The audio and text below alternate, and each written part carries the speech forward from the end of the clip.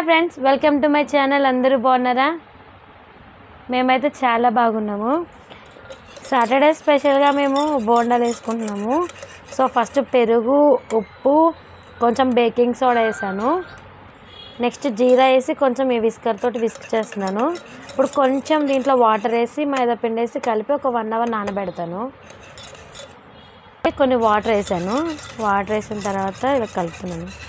ఇది జిడ్డుగా ఉందనుకుంటున్నారు కదా, కొంచెం దీంట్లో నూనె వేసి విస్క్ చేస్తున్నాను అనమాట. కొంచెం విస్క్ చేసిన తర్వాత దీంట్లో మైదా పిండి వేసుకుందాము.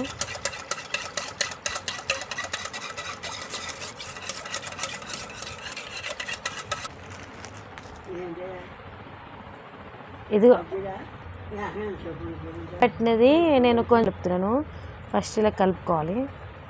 ఓకే,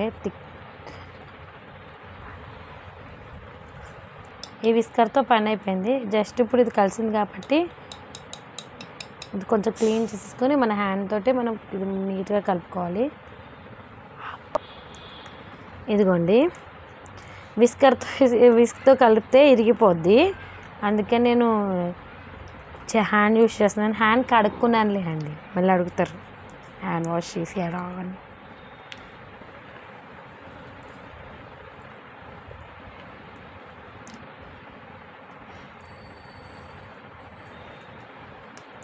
పెరుగు నానలేని వాళ్ళు, పెరుగు నాలంటే డైరెక్ట్గా తినలేని వాళ్ళు ఇలా కలిపితే నోరు మూసుకొని తినేస్తారు.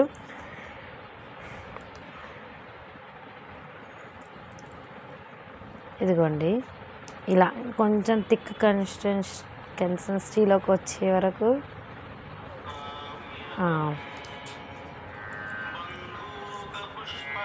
ఇదిగోండి ఇంత స్మూత్గా కలిపేసుకుని ఇప్పుడు ఇది ఒక 1 అవర్ మనం నానబెట్టుకుందాము. 1 అవర్ నానబెట్టుకుంటే చాలు. 1 అవర్ నానబెట్టుకుని ఇంకేసేస్తాను. మైదా పిండితో చేస్తున్నాను. ఓకే, వస్తుంది. సరే అండి, ఇది మీకు వేసే ముందు చూపిస్తాను. ఇదిగోండి ఫ్రెండ్స్, ఇందాక కలిపాను కదా పిండి, ఇందాక కలిపిన పిండి ఇలా అయ్యింది. వేస్తున్నాను. మాకు ఇలాగే వచ్చు, మేము ఇలాగే వేసుకుంటాం. చిన్నగా, మేము పెద్ద పెద్దగా వేసుకోము. సో చిన్నగా వేస్తున్నాను.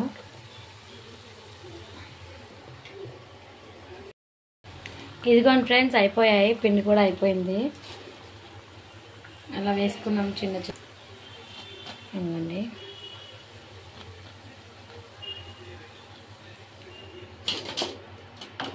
అయిపోయింది. సో ఇగోండి, ఇప్పుడు దీనికి కాంబినేషన్లో పల్లి చట్నీ చేశాను. పల్లి టమాటా వేసి చట్నీ చేశాను. అదిగోండి బజ్జీ, వేడిగా షేప్స్ రాకపోతే ఏం చేయలేను. నచ్చితే లైక్